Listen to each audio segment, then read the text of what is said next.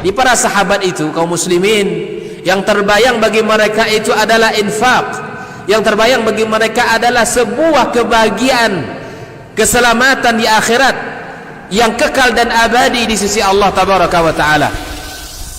Semua kita boleh klaim sekarang. Kamu cinta Nabi? Cinta Ustaz. Cinta Nabi? Cinta Ustaz. Termasuk saya. Cinta Nabi? Cinta. Kapan tahunya? Besok di akhirat. Maka apa kata Nabi sallallahu alaihi wasallam? Amalur rajuli biyadihi. Penghasilan yang terbaik adalah pekerjaan yang dilakukan oleh seseorang dengan tangannya sendiri. Wa kullu bai'in mabrur. Dan setiap jual beli yang mabrur. Ini aktivitas ini membantu saya di akhirat atau akan menyulitkan saya di akhirat? Kalau seandainya perbuatan itu ternyata akan menyulitkan kita di akhirat kelak, tinggalkan perbuatan itu.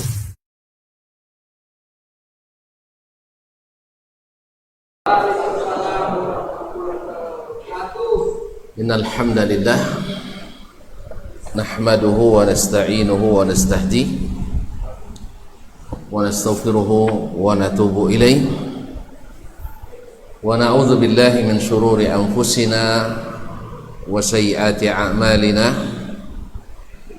may yahdihillahu fala mudilla lahu wa may yudlil fala hadiya lahu ashhadu an la ilaha illallah wahdahu la syarika lahu wa ashhadu anna muhammadan abduhu wa rasuluh لا نبي بعده يا أيها الذين آمنوا اتقوا الله حق تقاته ولا تموتن إلا وأنتم مسلمون يا أيها الناس اتقوا ربكم الذي خلقكم من نفس واحدة وخلق منها زوجها وبث منهما رجالا كثيرا ونساء واتقوا الله الذي تساءلون به والأرحام إن الله كان عليكم رقيبا يا أيها الذين آمنوا اتقوا الله وقولوا قولا سديدا يصلح لكم أعمالكم ويغفر لكم ذنوبكم ومن يطع الله ورسوله فقد فاز فوزا عظيما أما بعد فإن أصدق الحديث كتاب الله وخير الحدي حدي محمد صلى الله عليه وسلم وشر الأمور محدثاتها وكل محدثة بدعة وكل بدعة ضلالة. Ma'asyiral kiram, Bapak dan Ibu-ibu, saudara dan saudari serta adik-adik dan anak-anak jemaah salat maghrib dan insyaallah isya di Masjid Raudhatis Salihin, Durian Sebatang, Ujung Batu, Kabupaten Rokan Hulu. Alhamdulillah, pada hari ini Allah mengizinkan kita kembali berada di sini, di majlis yang kita berharap dengannya kita mendekat kepada Allah Tabaraka wa Ta'ala.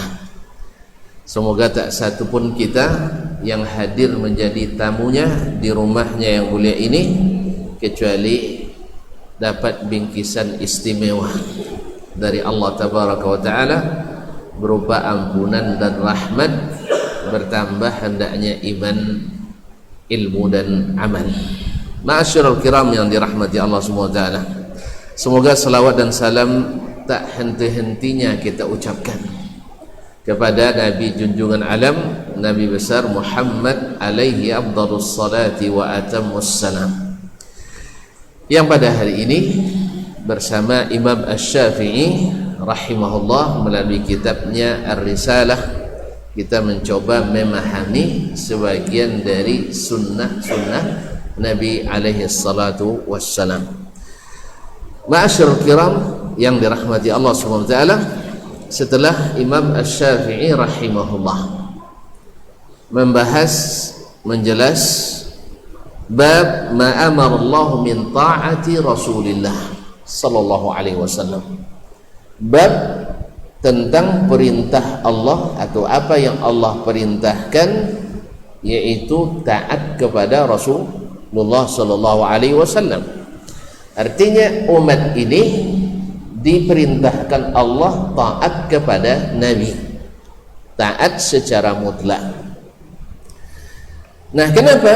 Beliau iringkan pula dengan bab ma abana Allahu li khalqihi min fardihi ala rasulihi ittiba'a ma auha ilaihi.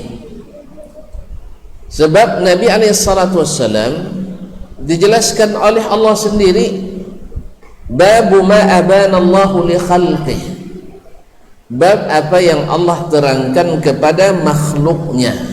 Tentu saja yang dimaksud makhluk yang berakal, jin dan manusia, yaitu min fardihi ala rasulihi ittiba'a ma auha ilaihi. Nah, kalau kita disuruh taat kepada Rasulullah SAW, kenapa? Karena Rasul sendiri diwajibkan Allah taat kepada apa yang Allah wahyukan. Jadi Nabi sendiri bukan kehendaknya sendiri. Nabi berkata, Nabi memerintah, Nabi menyuruh, Nabi melarang, bukan kehendak beliau, tidak.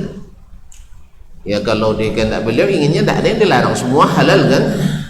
Ya, tak ada yang dilarang, semuanya sunnah, tak ada yang bin azatu pun. Ya tak? Tetapi beliau sendiri difardukan Allah taat kepada atau mengikut apa yang diwahyukan. Jadi di sini dipahami kaum muslimin dan muslimat, Nabi sendiri juga bukan berbuat mengada-ngada dalam agama. Beliau tidak mengada-ngada beragama. Lalu siapa kita yang berani mengada-ngada dalam agama? Nabi sendiri hanya mengikut yang diwahyukan kepadanya, dan itu wajib bagi Nabi alaihissalatu wassalam. Oleh sebab itu, siapa yang nak ikut dan taat pada Allah, diwajibkan Allah pula untuk taat kepada Rasulullah sallallahu alaihi wasallam. Wa ma syahida lahu min ittiba'i ma umira bih. Kemudian Allah jelaskan pula bahwa Rasul sallallahu alaihi wasallam, Allah yang bersaksi bahwa Rasulullah sallallahu alaihi wasallam benar-benar telah mengikuti perintahnya. Jadi Allah jelaskan, Allah terangkan, Nabi wajib mengikuti apa yang Allah perintahkan. Setelah itu Allah sendiri yang mempersaksikan, Allah jadi saksi bahwa Rasul sendiri telah mengikut apa yang diperintahkan kepadanya. Siapa yang memerintah? Allah tabaraka wa ta'ala. Nah, Nabi sendiri sudah melakukan apa yang diwajibkan kepadanya, yaitu mengikut apa yang diperintahkan kepadanya. Wa min hudahu, dan bahwasanya Nabi alaihi salatu wassalam mendapatkan hidayah. Ya, gimana nak beri hidayah kalau tak dapat hidayah? Faqidus syai'i la yu'ti. Orang yang tak punya tak bisa memberi, ya tak?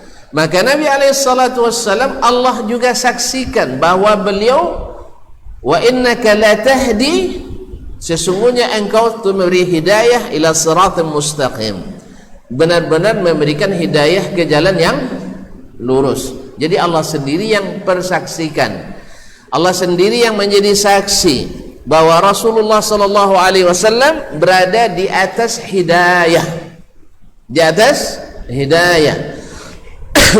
Wa annahu hadin liman ittaba'ah, karena dia berada di atas hidayah, maka beliau disaksikan pula oleh Allah tabaraka wa ta'ala, Allah yang menjadi saksinya bahwa Nabi telah menunjuki kita ke jalan yang benar, atau menunjuki orang yang mau mengikutinya ke jalan hidayah. Sebab beliau berada di jalan hidayah, di jalan petunjuk, di jalan yang telah Allah tunjukkan dan gariskan. Oleh itu kaum muslimin dan muslimat dirahmati Allah, maka ketika dalam bab sebelumnya Imam Asy-Syafi'i menjelaskan Allah mewajibkan kita taat kepada Rasulullah sallallahu alaihi wasallam. Loh, kita disuruh taat? Jawabannya ada di bab ini. Rasul sallallahu alaihi wasallam juga diperintah untuk mengikut saja apa yang Allah wahyukan atau wangsitkan. Apa yang Allah wahyukan, dan bahwasanya Nabi telah melaksanakan perintah itu, yaitu hanya mengikut apa yang diperintahkan, dan bahwa Nabi alaihissalam benar-benar di atas petunjuk, dan bahwasanya beliau benar-benar membawa hidayah bagi siapa yang mengikutinya. Catat, bagi siapa yang mengikutinya, bukan siapa yang mengetahuinya. Jelas? Beda antara orang yang mengetahui dengan orang yang mengikuti. Oh, saya tahu, cuman saya tidak ikut. Oh, saya ngerti loh, lebih duluan belajar dari Anda. Benar, cuman mana buktinya? Jelas kaum muslimin? Jadi Nabi itu memberi hidayah bagi siapa yang ittiba kepadanya. Disinilah kata-kata ittiba ini penting untuk ditekankan. Sebab berapa banyak kaum muslimin, bahkan orang-orang non-muslim sekalipun, dia tahu Nabi alaihissalam sebaik-baik hidayah. Sah?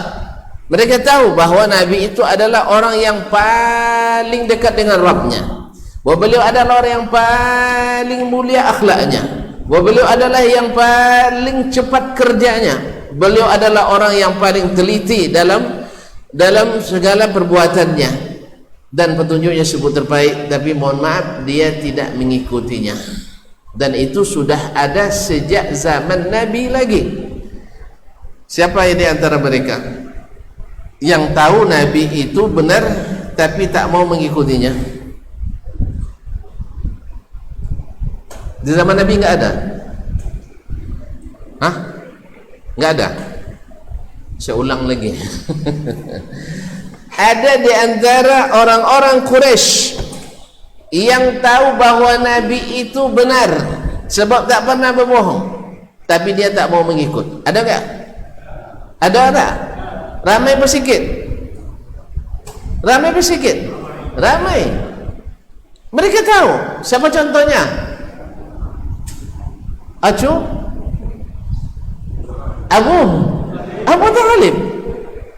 Talib. Dia tahu Nabi benar apa enggak? Tahu enggak dia Nabi benar? Tahu enggak Nabi benar? Abu Talib enggak tahu dia Nabi bergelar Al-Amin? Saya ulang lagi, Abu Talib enggak tahu. Apakah Abu Talib tidak mengetahui Nabi itu benar? Hah? Tahu. Bahkan jangankan Abu Talib, Abu Jahal sendiri tahu. Abu Jahal kenal? Dah dekat. Kaum muslimin dan muslimat dirahmati Allah, Abu Jahal sendiri dia ngomong ke Nabi, ya Muhammad, ma ahidna minka kadziban qat, kami tak pernah mencatat kamu pernah berbohong. Ya, dalam masalah duniawi saja yang ada kepentingan uang di situ, jabatan di situ, ya kan? Ya tak? Tak pernah beliau berbohong. Apalagi dalam masalah agama ini tidak ada kepentingannya. Kan ada kepentingan dalamnya. Masa dia berbohong atas nama Allah Subhanahu wa taala? Tetapi jangan harap saya akan mengikutimu. Jangan harap saya mengikutimu. Apa sebab? Makanya bahasa Al-Quran, wa idza qila lahum ittabi'u ma anzalallah, ketika dikatakan kepada mereka ittabi'u, ikutlah apa yang Allah turunkan, apa jawaban mereka? Qalu bal nattabi'u ma alfayna alaihi aba'ana. Dah, kami tak mau ittiba kecuali apa yang kami dapatkan orang tua kami melakukannya. Jelas ya? Jelas? Jadi masalah mereka lemahnya di ittiba tadi, tidak mau mengikuti, maka tidak dapat hidayah. Makanya Abu Talib berat baginya mengucapkan la ilaha illallah, ya, berat baginya mengucapkan la ilaha illallah. Apa sebab? Cintanya kepada ajaran leluhur, moyang, ya, adat istiadat, tradisi turun temurun, ya, mana dia tahu. Dan sampai hari ini kaum muslimin dan muslimat ibarat kata pepatah kita, tepuk kening, tepuk dada. Dia tahu kalau ditanya kira-kira apa salahnya yang disampaikan misalnya oleh syekh ini dan itu, menurut saya nggak ada salahnya. Loh, lalu kenapa tidak diikuti? Masalahnya terlalu lurus. Tapi terlalu lurus payah di zaman kini. Nah, Pak, oh ternyata zaman kini ini tak boleh jalan lurus, harus jalan bengkok-bengkok, kalau perlu belokok-lokok seperti jalan ke Rahul. Kaum muslimin dan muslimat dirahmati Allah. Kaum muslimin dan rahmati Allah. Jadi Imam Syafi'i bahasanya terpilih, wa annahu hadin liman ittaba'ah, bahwa dia memberi hidayah bagi siapa yang mengikutinya. Oleh sebab itu kaum muslimin dan muslimat, maka tumbuhkanlah semangat ittiba ini dalam diri kita, karena ittiba inilah yang membuat kita tanpa ragu dan tanpa bimbang untuk mengikuti Rasulullah sallallahu alaihi wasallam. Tetapi kalau kita lemah ittiba'nya, selalu ragu dan bimbang dan terlalu banyak menimbang, kadang-kadang tumbang timbangannya. Allah musta'an. Jelas? Bilang belum atau sudah? Kalau sudah selesai kita. Oh belum, alhamdulillah. Bilang aja. Kaum muslimin, kan baru judulnya. Qala rahimahullah. Qala asy-Syafi'i rahimahullah ta'ala, qala Allah jalla thana'uhu li nabiyhi sallallahu alaihi wasallam. Allah berfirman, Allah yang maha mulia berfirman kepada nabinya alaihi salatu wassalam, ya ayyuhan nabi, wahai nabi, ittaqillah, bertakwalah kepada Allah. Apa makna bertakwa kepada Allah? Taatlah kepada Allah. Karena takwa itu adalah fi'lu ma amara Allah wa tarku ma naha anhu, yaitu melaksanakan perintahnya dan meninggalkan larangannya. Itulah sebab, lihat bahasa yang Allah gunakan. Allah yang gunakan ittaqillah wa la tuti'il kafirin. Bertakwalah kepada Allah artinya taatlah kepada Allah, jangan taat kepada orang kafir.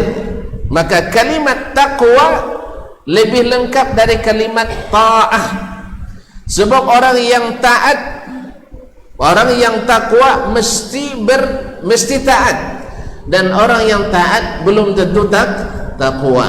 Ma'asyiral kiram dirahmati Allah Subhanahu wa taala. Nah, kalimat ittaqillah Allah padankan dengan at-ta'ah. Ya ayuhan nabi ittaqillah, wahai nabi takwalah kepada Allah, artinya taatlah pada perintah Allah dan larangannya, wala tuti'il kafirin, dan jangan engkau taat kepada orang-orang kafir, wal munafiqin, dan juga jangan taat kepada orang-orang munafik. Masyaallah kiram dirahmati Allah. Orang-orang kafir jelas dia dengan gagah berani mengatakan saya tidak Islam, saya non muslim.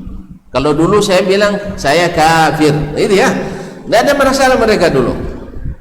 Cuman orang-orang munafik, mereka itu tak berani mengungkapkan jati dirinya, tetapi menyusup ke dalam barisan kaum muslimin.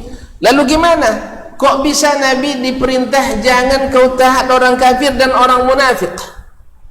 Karena orang munafik itu pandai membuat modus, pandai membuat dalih, pandai membuat alibi, sehingga Nabi SAW fokus pada perintah Allah, jangan terpengaruh oleh syubhatul munafiqin, syubhatnya orang-orang munafik. Dan sayang kaum muslimin dan muslimat dirahmati Allah, orang-orang yang lemah imannya, walaupun cerdas intelektualitasnya, walaupun cerdas secara intelektualitas, belum tentu bisa mendeteksi bahwa ini adalah syubhat kaum munafiqin yang melemahkan ittiba kepada Allah dan ittiba kepada Rasulullah sallallahu alaihi wasallam. Walaupun cerdas, karena cerdas tidak cukup mendapatkan hidayah, karena pentolan-pentolan aliran-aliran sesat. Catatlah Wasil bin Atha muridnya Al-Hasanul Basri adalah murid yang tercerdas di levelnya.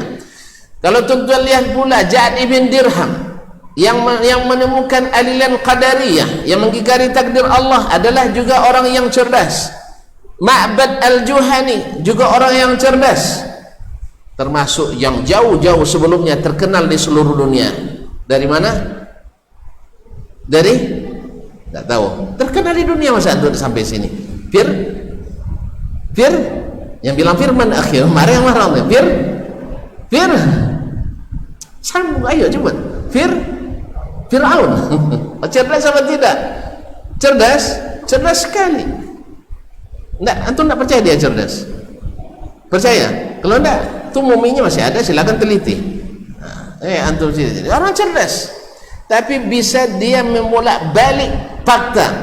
Oleh itu kaum muslimin dan muslimat di sinilah pentingnya ittiba dan ilmu yang sahih. Sebab kalau tidak terbiasa dengan ilmu yang sahih dari Allah dan Rasul, sangat mudah terpengaruh oleh syubhat orang-orang cerdas tersebut. Itulah Ibnul Qayyim rahimahullah dalam Miftahu Daris Sa'adah dengan tegas menjelaskan, man akhadhal ilma min ainil ilmi thabat, orang yang mengambil ilmu dari aslinya mata air ilmu itu sendiri. Dari mana ilmu datangnya?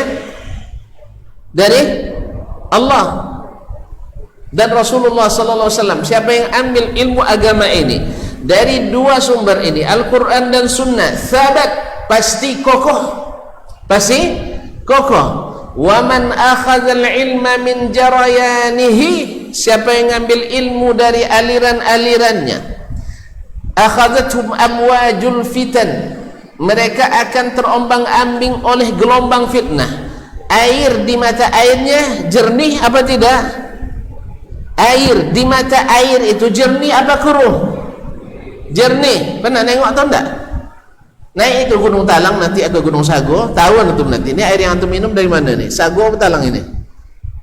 Hah? Talang atau jernih apa tidak? Jernih. Tapi siapa yang minum daripadanya, ambil daripadanya, dia ngambilnya enggak repot karena tinggal menciduk dan langsung diminum. Tapi waman akhadzal ilma min jarayanihi, kalau sudah ngambil ilmu daripada jarayan, aliran-alirannya kehilir, semakin kehilir semakin bergelombang, akhadhathum amwajul fitan, maka dia akan terombang-ambing oleh gelombang fitnah. Seperti hari ini syubhat yang sering dilancarkan bahwasanya kita tidak boleh baca Al-Quran hadis langsung, ya harus melalui ulama satu orang ulama. Apakah seluruh ulama menguasai ilmu? Tidak. Jadi fitnah ini, syubhat ini, dan bukanlah maknanya bahwa kita tidak berguru, ini juga salah. Ya, semua orang bisa paham Al-Quran baca sendiri juga tidak. Tetapi makna dari perkataan itu adalah bahwa tidak boleh langsung memahami Al-Quran, tidak boleh langsung paham dengan hadis. Padahal seperti kata Abdullah bin Abbas yang diriwayatkan oleh Imam At-Tabari dalam tafsirnya, bahwa tafsir Al-Quran itu terbagi 4. 1 bisa langsung dipahami oleh siapapun, 2 dipahami oleh orang Arab dengan keahlian bahasanya, 3 yang hanya dipahami oleh para ulama, dan 4 yang hanya dipahami Allah Tabaraka wa Ta'ala. Dan kebanyakan isi Al-Quran dan hadis adalah jenis pertama, yaitu yang bisa langsung dipahami. Misalnya Syekh, bisa langsung dipahami. Misalnya bila bertemu dengan saudaramu ucapkan salam, paham tak? Ulang lihat. Apabila kau bertemu dengan saudaramu ucapkan salam, paham tak? Perlu ulama lagi? Ucapkan salam tak pandai juga? Begini ya? Atau begini? Subhanallah. Salam. Atau kalau ketemu dengan Allah bilang apa? Oh, belum pandai rupanya ya. Assalamualaikum. Kaum muslimin dan muslimat dan hati Allah. Kemudian datang seorang lelaki ke Nabi SAW. Ya Rasulullah, wasiatkan kepada aku, beri aku wasiat. Jawab Nabi, la taghdab, jangan marah. Diulangnya berulang-ulang. Nabi bilang setiap dia bertanya, la taghdab, jangan marah. Tak faham, jangan marah. Paham enggak? Paham? Perlu lagi tanya Ustaz Dasman? Enggak. Alhamdulillah. Baik. Innama yuwaffas sabiruna ajrahum bighairi hisab. Orang-orang sabar diberikan pahala tanpa hingga. Paham enggak? Paham? Alhamdulillah. Antum lambat ngangguknya kenapa sih? Belum makan sore? Hah? Subhanallah. Dah antum enggak saya tanya lagi. Enggak mau dia tanya nampaknya. Baik, saya tak pindah ke sini. Muslimin dan muslimat dirahmati Allah Subhanahu wa taala. Jadi Nabi alaihi salam sampai di mana tadi? Ibnul Qayyim rahimahullah mengatakan akhazathu amwajul fitan wa malat bihi al-ibarat, dan dia akan cenderung mengikuti retorika dan logika. Al-ibarat, siapa yang paling bagus bahasanya, siapa yang paling bagus sistematis penyampaiannya, itulah yang dianggap paling benar. Dan siapa yang menyampaikan apa adanya dianggap tidak intelek dan tidak cerdas. Kemudian waqtalafat alaihi al-aqwal, akhirnya dia bingung pendapat mana yang harus diikuti karena terlalu banyak pendapat. Akhirnya karena terlalu banyak pendapat dia bingung. Misalnya satu masalah berikhtilaf ulama 5 pendapat. Pendapat pertama ini, kedua ini, ketiga ini. Terus yang mana yang rajih Ustaz? Pilih aja lah sendiri masing-masing. Bingung. Padahal kaum muslimin dan muslimat, kalau ittiba'nya kokoh, tanya aja, ya Rasulullah, ya Ustaz, mana yang disuruh oleh Rasulullah sallallahu alaihi wasallam? Mana yang dilakukan oleh Nabi sallallahu alaihi wasallam dan para sahabatnya? Selesai? Bingung lagi?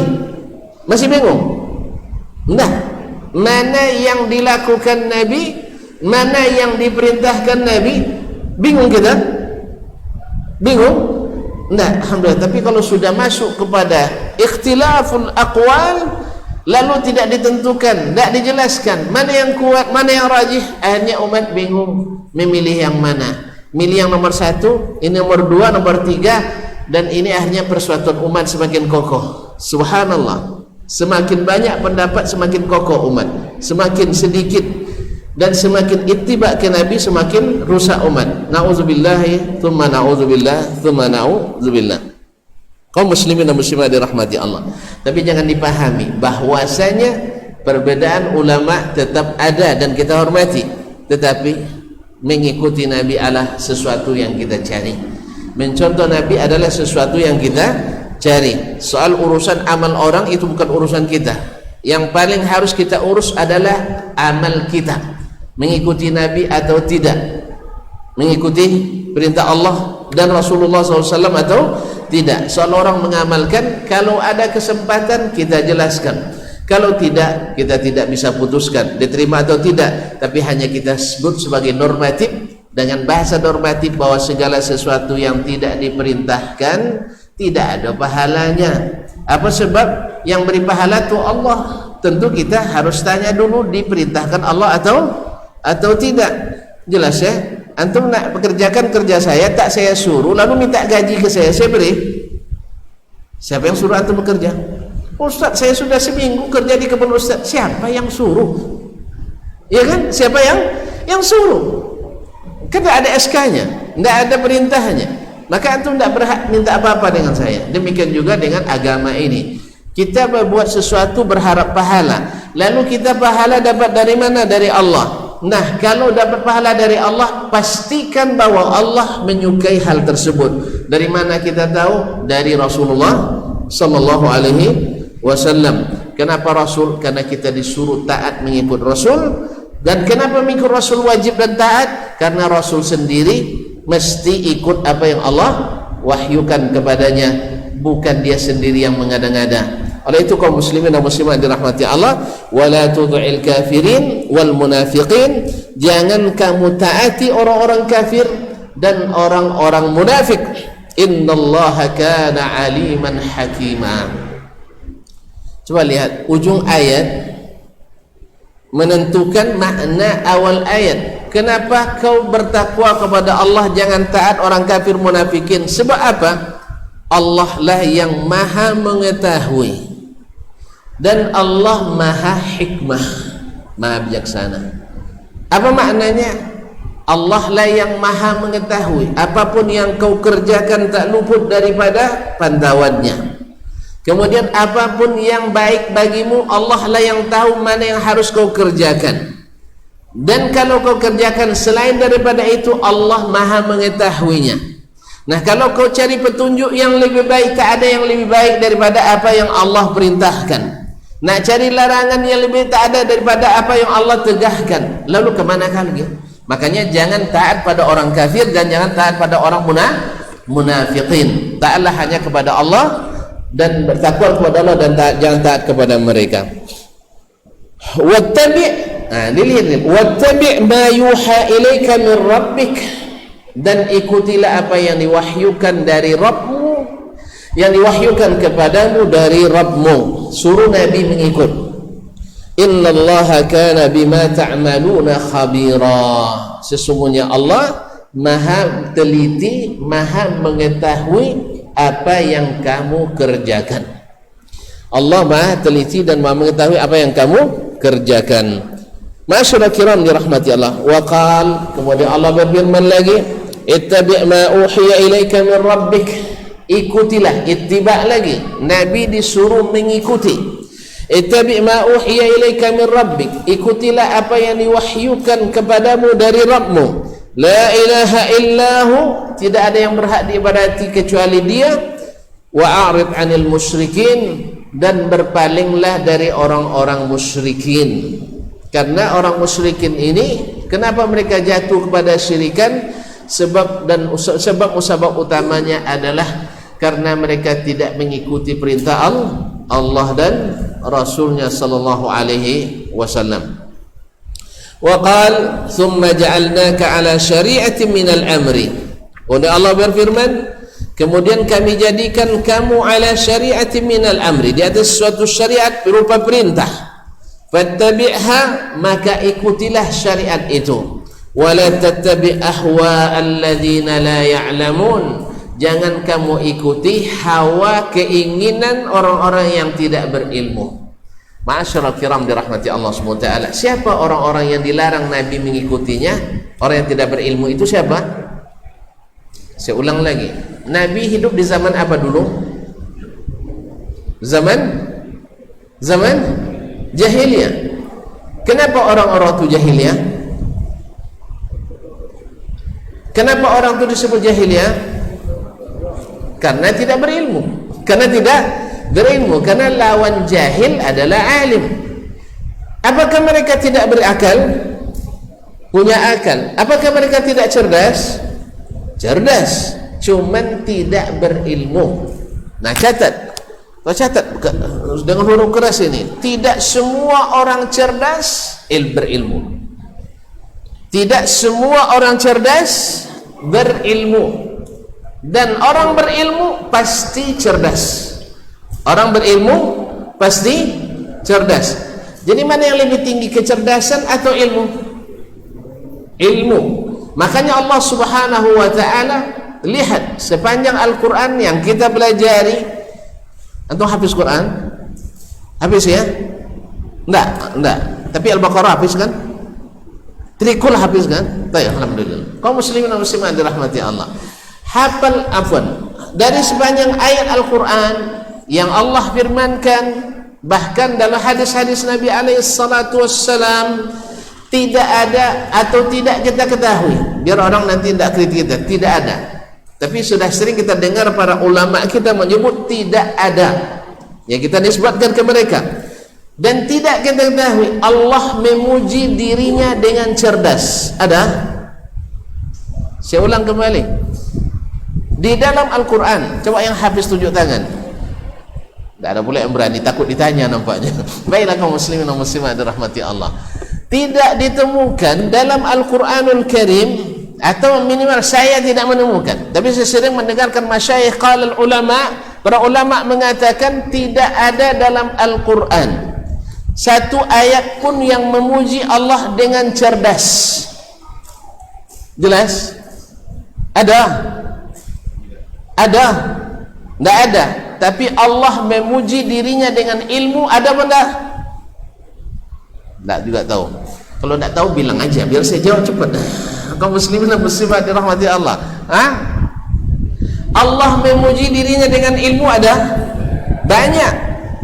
Wahwa dalam ayat tadi, innallaha kana sami'an, innallaha kana aliman hakima.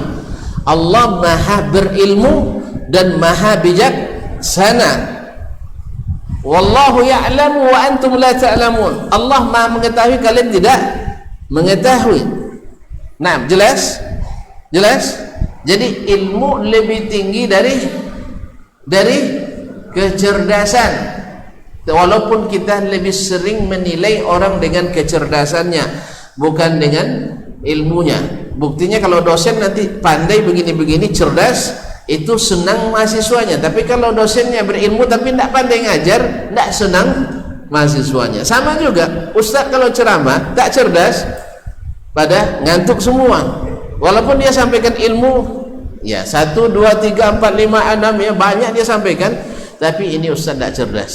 Apa sebab? Monoton sekali, terlalu banyak ayat, terlalu banyak hadis, tidak pandai ceramah. Tapi cobalah kalau bicaranya ibarat patah-patah kita putih boleh, tidak pernah terputus, selalu ada, terlalu sambung terus, ibarat hujan lebat. Tahu muslimin dan muslimat, ini baru yang hebat. Saya ulang kembali, setiap orang cerdas pasti berilmu. Alhamdulillah, double ya. Setiap orang cerdas belum tentu berilmu, tapi setiap orang berilmu mesti cerdas. Berarti alat untuk berilmu itu cerdas. Tujuannya ilmu, tapi mesti cerdas. Tapi ilmu bukanlah cerdas bukanlah tujuan. Cerdas bukanlah tujuan. Artinya semua orang cerdas belum tentu berilmu, tapi semua orang yang berilmu, alim, maksud saya ulama ya, seluruh ulama mesti cerdas. Ma'asyiral kiram yang dirahmati Allah. Nah, orang-orang jahiliyah disebut tidak berilmu, walaupun mereka cerdas. Mereka pandai bikin keputusan yang kadang memutuskan hal-hal besar, tetapi mereka tidak berilmu sehingga disebut dengan jahiliyah. Ma'asyiral kiram dirahmati Allah. Wala tattabi ahwa'al ladzina la ya'lamun. Jangan kamu ikuti keinginan-keinginan orang yang tidak berilmu itu. Siapa? Orang-orang jahiliyah di masa Nabi alaihi salatu wassalam. Sebab mereka terbukti dalam waktu yang lama, berkurun-kurun lamanya, mereka tidak berilmu, akhirnya tersesat jalan. Ka'bah yang dulu merupakan ramzut tauhid, lambang tauhid, menjadi tempat bersarangnya 360 ekor berhala. Ya tak? Nah, kalau sudah berhala di dalamnya, tauhid berdiri. Kalau di dalam masjid ini ada berhala, bisa disebut masjid tauhid ini? Masjid apa namanya? Masjid apa namanya? Ya masjid syirik. Bukan, lawan tauhid apa? Masjid syirik. Karena orang di dalamnya nyembah berhala. Makanya Nabi melarang di rumah Allah ini ada kuburan di dalamnya. Sebab apa?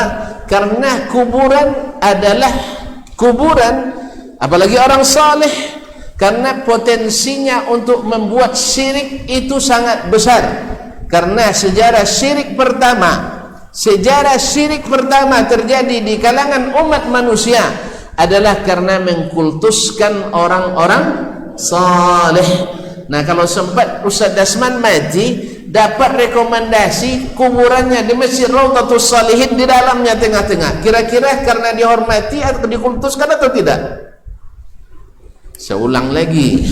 Biasanya orang mati di mana? Dikubur di pemakaman umum atau pemakaman keluarga, iya tak? Tapi pas Ustaz Asman mati, berebut orang dikuburkan dalam Masjid Raudhatus Shalihin. Supaya apa? Apa kira-kira? Pertama, mengkultuskannya. Ini orang dekat dengan Allah, sah? Ya. Kalau tidak karena itu, kenapa tuan-tuan di sini pula digali kubur saya? Pasti karena mengkultuskan beliau, sah? Kalau sudah datang kultus orang dekat kepada Allah, besok-besok mungkin syaitan bermain kepada kita. Syaitan bisa masuk masjid? Bisa? Alhamdulillah bisa ya. Nanti dibuatnya kejadian-kejadian aneh di kuburan yang tadi. Dibuatnya kejadian-kejadian aneh. Akhirnya orang yang tidak berilmu akan mengatakan, Masya Allah, untung kuburannya bersinar terus Masjid Raudhatus Salihin, sehingga tidak perlu bayar listrik lagi karena terang benderang berkat kuburan si fulan. Allah musta'an. Walaupun cerita ini susah dibuktikan, kalau diajak orang lain, coba nak nengok, oh kalau kamu tidak bisa nengok, belum kelasnya. Ini kelas khawas. Allah musta'an. Kaum muslimin dan muslimat, hanya syaitan sedikit demi sedikit menyesatkan. Makanya Nabi katakan, la tattakhidhu qabri idan, jangan kalian jadikan kuburanku sebagai tempat berhari raya, yaitu maknanya yang selalu dikunjungi tujuan untuk beribadah, bukan untuk ziarah biasa, tetapi adalah karena mengkultuskan Nabi alaihi salatu wassalam. Karena memang awal sejarah terjadinya syirik di permukaan bumi adalah karena mengkultuskan orang-orang salih yang awalnya hanya sekedar pengingat, yang selanjutnya menjadi perantara, dan besok-besoknya menjadi syirik, sekutu Allah. Artinya Allah sudah berikan dia sebagian kuasa untuk mengabulkan doa, dan ini adalah syirkul akbar yang Allah tidak suka. Makanya kaum muslimin dan muslimat, Nabi menghalangi kita untuk melakukan ini. Dan walaupun orang-orang yang tidak berilmu itu menuntut Nabi alaihissalam, mohon Muhammad, kalau kau tak rubah apa yang kami yakini, kami siap kerjasama, siap bekerja sama, dakwahmu tidak kami ganggu. Tapi karena kau mengatakan ini sesat, ini tak boleh, ini harus dirubah, ini harus diperbaiki dan sebagainya, kamu memangnya lebih hebat daripada nenek moyang kami. Itu alasannya. Makanya wa idza qila lahum ittabi'u ma anzalallah, apabila dikatakan kepada mereka ikutilah apa yang Allah turunkan, qalu bal nattabi'u ma alfaina alaihi aba'ana, mereka mengatakan kami tidak bisa ikut itu, kami mesti ikut apa yang kami dapatkan para pendahulu kami, nenek moyang kami melakukannya. Yang mereka anggap dulu sebagai pembesar-besar agama, syekh-syekh, kiai-kiai mereka. Nas'alullah as-salamata wal afiyah. Maka Nabi alaihissalam dilarang oleh Allah mengikuti keinginan orang-orang tidak berilmu tersebut. Fa'alam Allah, berkata Imam Syafi'i. Mas, waktu saya? Hah? Cepat sekali. Iya. Baik, silakan azan.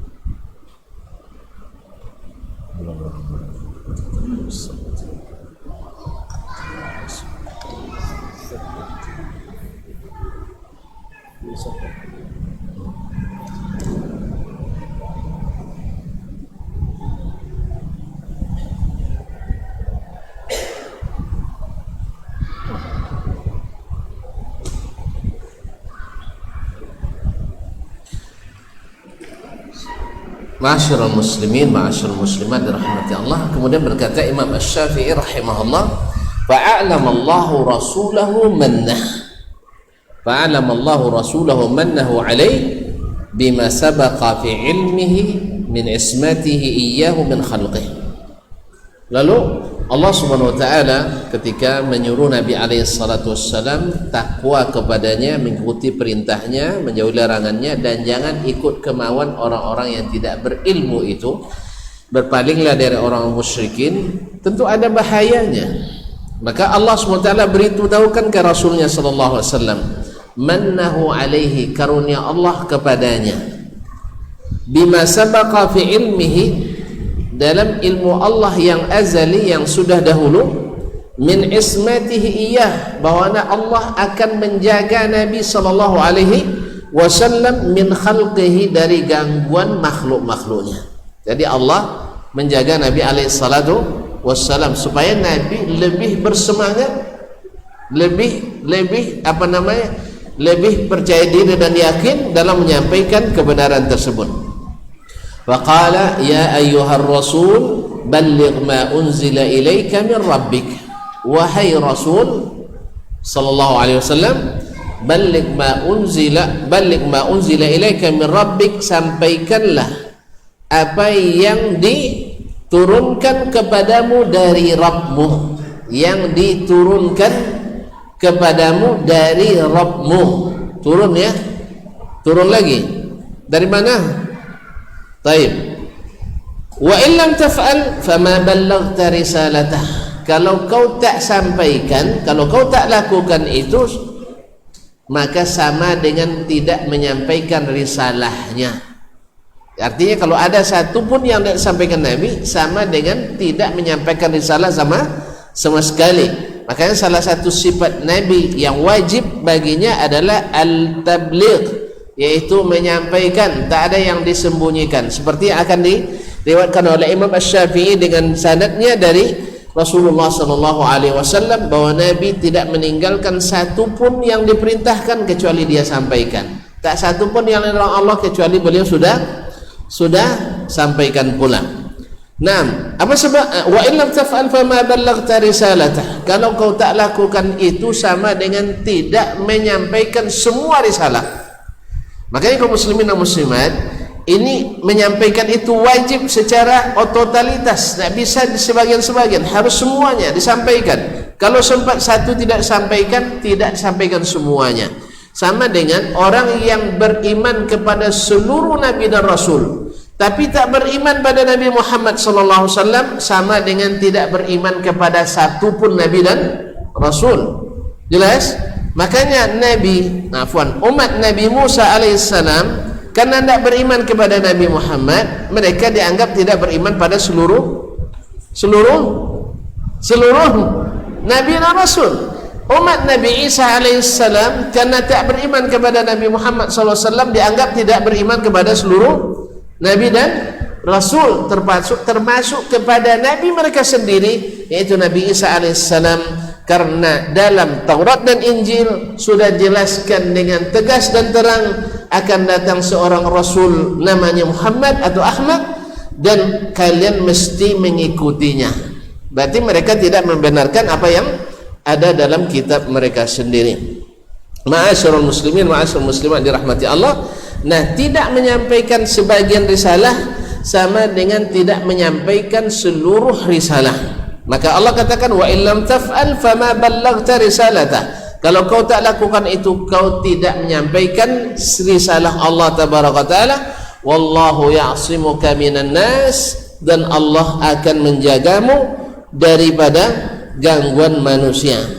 Akan menjagamu dari gangguan manusia, dalam surah Al-Maidah ayat 67. Wa syahida lahu jalla sana'uhu dan Allah tabaraka wa ta'ala, Allah yang maha terpuji, menjelaskan, menjadi saksi bistimsakihi bima amarahu bihi, bahwa Nabi berpegang teguh kepada apa yang diperintahkan Allah kepadanya. Nabi sendiri yang jadi, Allah sendiri yang jadi saksi bahwa Nabi berpegang teguh kepada perintah Allah tabaraka wa ta'ala. Wal huda fi nafsihi, dan Allah juga sudah menyaksikan bahwa Nabi itu ada petunjuk pada dirinya. Wa hidayati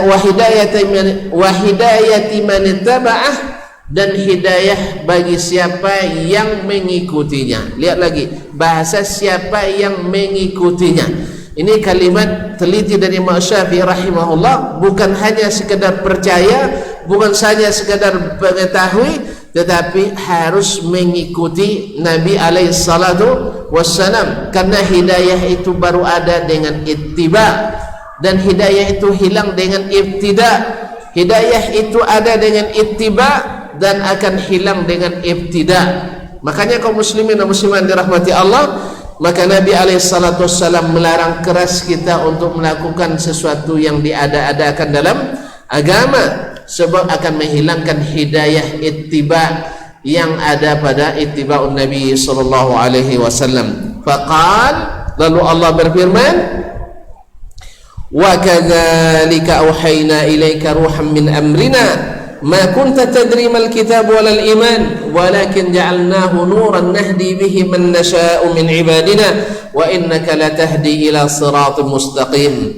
Demikianlah telah kami wahyukan kepadamu ruhan min amrina, wahyu dari perintah kami.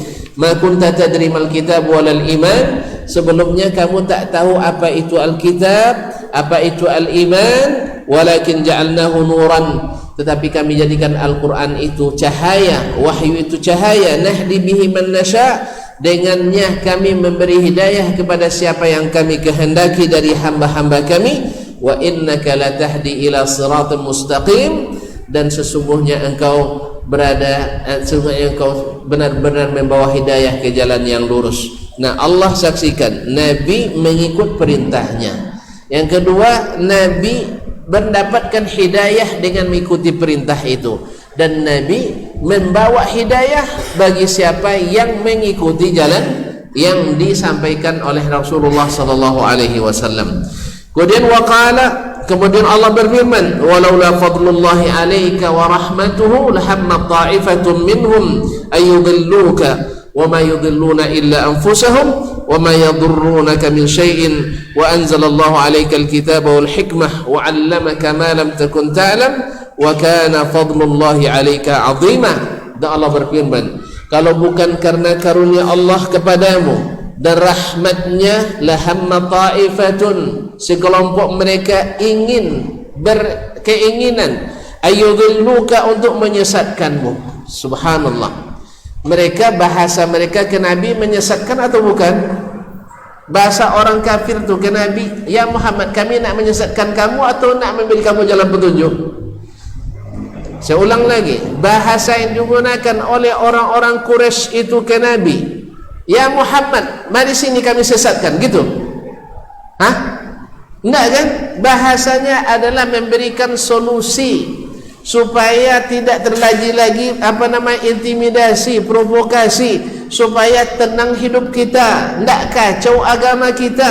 Maka kami berikan solusi, hai Muhammad, agar kita damai dalam beragama. Makanya mereka sebenarnya bahasanya ingin menenangkan, tapi sebenarnya ingin menyesatkan. Allah yang beritahukan, kalau bukan karena karunia Allah dan rahmat Allah kepadamu, mereka sebenarnya ingin menyesatkan kamu, hai Muhammad sallallahu alaihi wasallam.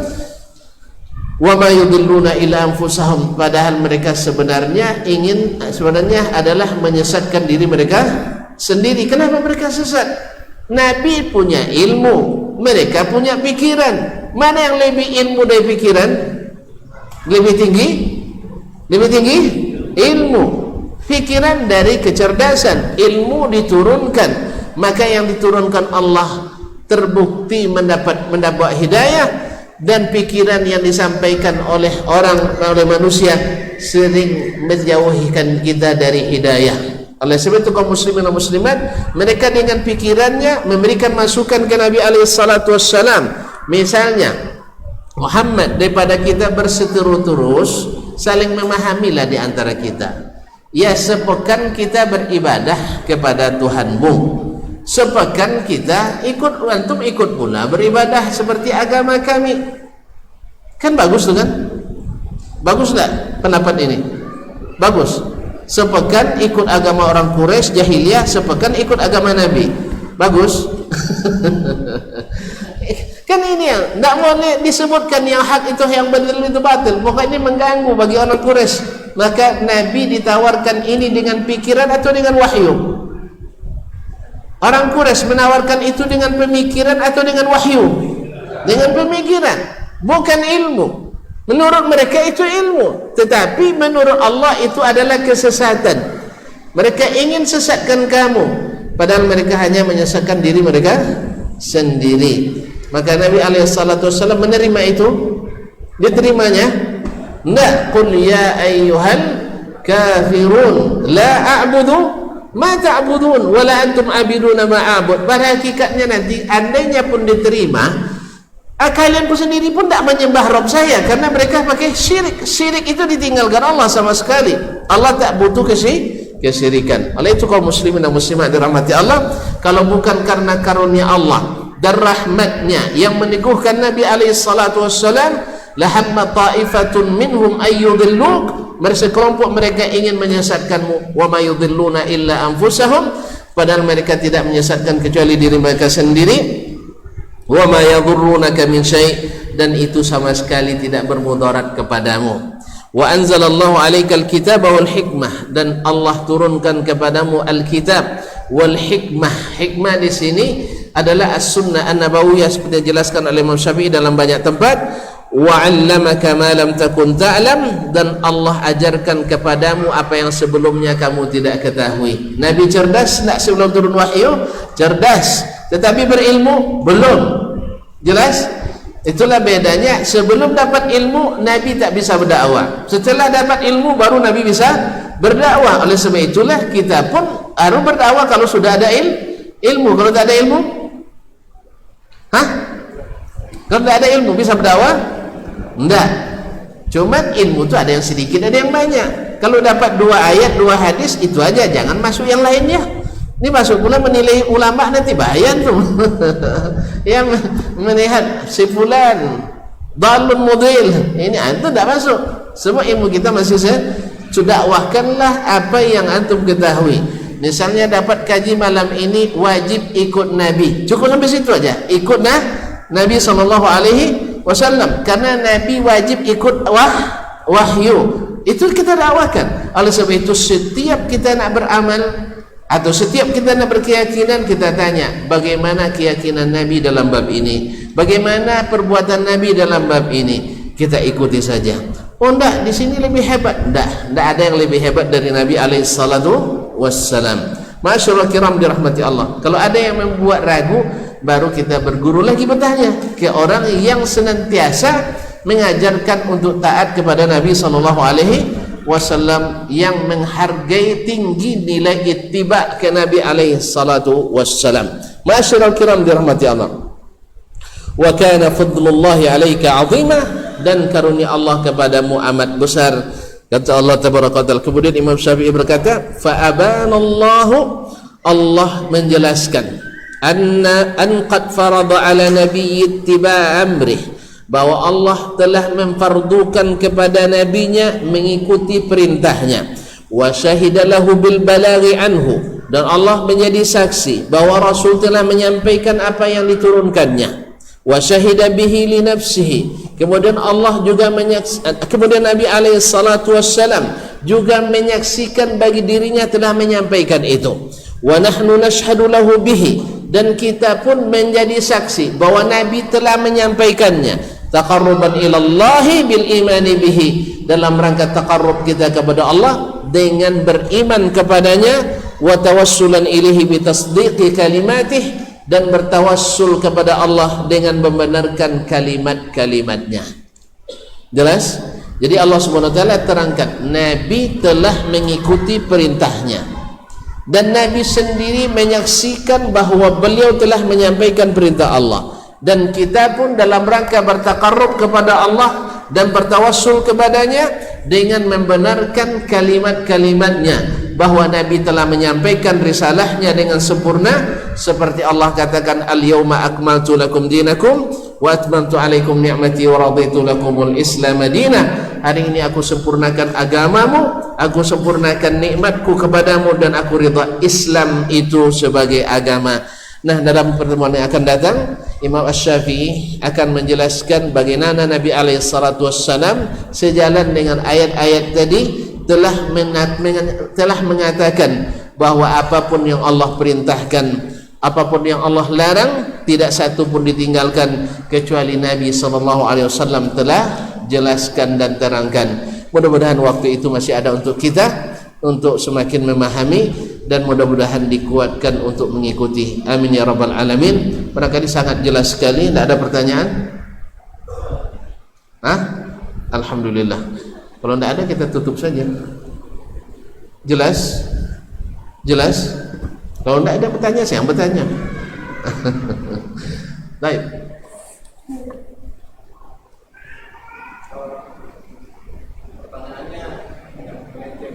Tak boleh melenceng. Siapa yang melenceng tersesat nanti. 6. Yang lurus-lurus saja lah sih. Jangan melenceng.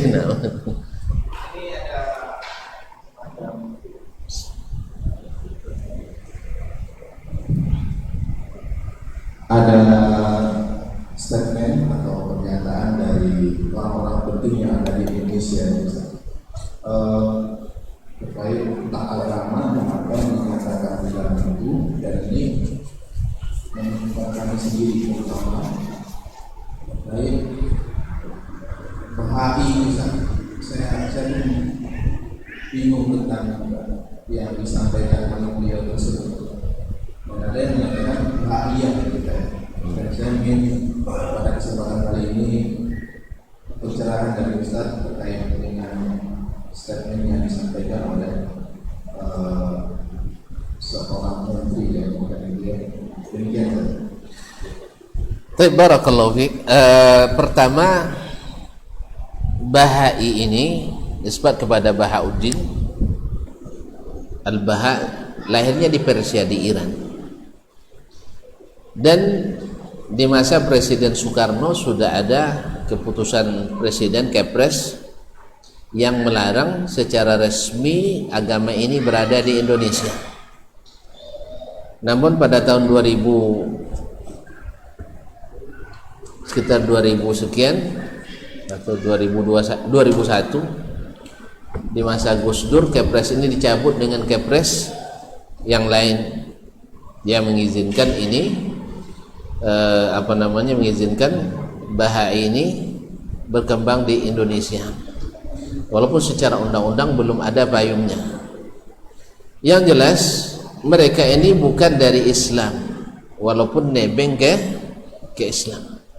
Dan sudah banyak sekali fatwa para ulama dunia, ya, dari seluruh dunia memfatwakan bahwa ini adalah bukan Islam, bukan golongan Islam, tapi di luar Islam, karena ini berasal dari keyakinan orang Persia lama, seperti yang kemarin diucapkan selamat oleh salah seorang pejabat tinggi negara, yaitu hari Nairuz, yaitu hari tahun barunya orang-orang, hari rayanya orang-orang Majusi dulu. Jadi mereka adalah akarnya ke agama Majusi, bukan dari Islam. Cuman karena Islam adalah agama besar, maka banyak yang sengaja menempel ke agama ini. Oleh itu kaum muslimin dan muslimat yang dirahmati Allah, kita berharap mudah-mudahan Allah SWT memberikan kita kekuatan iman yang pertama, yang kedua kekuatan ilmu, yang ketiga diberikan pemimpin-pemimpin yang paham masalah agama. Karena memang kalau tidak paham masalah agama, lalu ngurus agama, kadang-kadang mengada-ngada sesuatu yang merusak agama. Semoga Allah SWT berikan taufik dan hidayah kepada siapapun yang menguatkan ini. Dan kalau ini sebenarnya salah satu ya, yang tidak bagus yang pernah ditinggalkan oleh salah seorang mantan presiden kita, yang membukakan kesempatan ini kepada agama yang sesat tersebut, yang sebenarnya secara internasional juga tidak diakui. Allah musta'an. Ini yang dapat saya sampaikan tentang agama Bahai ini. Dan seperti yang saya katakan, sering saya katakan, kalau antum tahu kebenaran, insya Allah tahu mana yang batil. Tidak perlu bingung. Ya, nak menteri yang ucapkan, nak presiden yang ucapkan, nak raja yang ucapkan, kalau yang namanya batil, kalau antum tahu yang hak, insya Allah yang batil itu tahu kita. Pertama, sekarang hari raya Nairus ada dalam Islam? Enggak ada, alhamdulillah. Kita jangankan Nairus, yang lain-lain pun kita juga tidak mengakukannya. Karena apa? Nabi katakan Allah sudah ganti dengan 2 hari raya yang lebih baik, Idul Fitri dan Idul Adha. Berarti selain Idul Fitri, Idul Adha berarti tambahan. Bisa diterima dan kemungkinan besar tidak diterima, karena ngada-ngada sesuatu tidak ada SOP, tidak ada SK-nya, tidak ada gajinya, kecuali tuan-tuan nak menyia-nyiakan waktu, buang-buang biaya, habiskan energi dan materi untuk melakukan, itu urusan lain. Kan yang penting kan asal meriah kan, yang penting kita senang. Kalau masalahnya kita senang itu urusan lain. Tapi kalau nak cari pahala, maka cukuplah apa yang disampaikan oleh Sayyiduna Muhammad sallallahu alaihi wasallam. Karena dia katakan Allah dah ganti hari raya Nairus itu dulu dirayakan oleh orang-orang di Madinah, ya, karena terpengaruh dengan pengaruh orang Majusi. Lalu akhirnya Nabi datang ke Madinah, lalu kata Nabi alaihissalam, Allah sudah ganti dengan yang lebih baik. Lebih baik ini bukan berarti itu baik, tidak. Artinya ini tidak baik, kalian ambil yang lebih baik, yaitu hari raya Idul Fitri dan Idul Adha. Dan alhamdulillah sampai Nabi wafat tidak ada hari raya yang dirayakan kaum muslimin selain daripada Idul Fitri dan Idul Adha. Dan ini sudah sangat cukup bagi kita. Mudah-mudahan Allah teguhkan hati kita di atas kebenaran ini. Amin ya rabbal alamin. Ini secara singkat tentang Bahai. Antum nak referensi, alhamdulillah sudah banyak tulisan-tulisan tentang Bahaisme atau Bahaiyah atau Bahai, dalam tulisan-tulisan baik para ulama, para ustadz dan para dai yang menjelaskan ini. Wallahu taala alam. Baik. Tak jadi melenceng ya. Alhamdulillah, untuk tak jadi melenceng. Barangkali sampai di sini, kita jumpa kembali insyaallah pada bulan depan. Masya Allah, bulan depan. Mudah-mudahan tak terlupa lagi. Semoga kita jumpa lagi di sini. Wallahu taala alam, wa sallallahu ala nabiyyina Muhammadin wasallam, wa subhanakallahumma bihamdik, asyhadu an la ilaha illa anta, astaghfiruka wa atubu ilaik. Wassalamualaikum warahmatullahi wabarakatuh.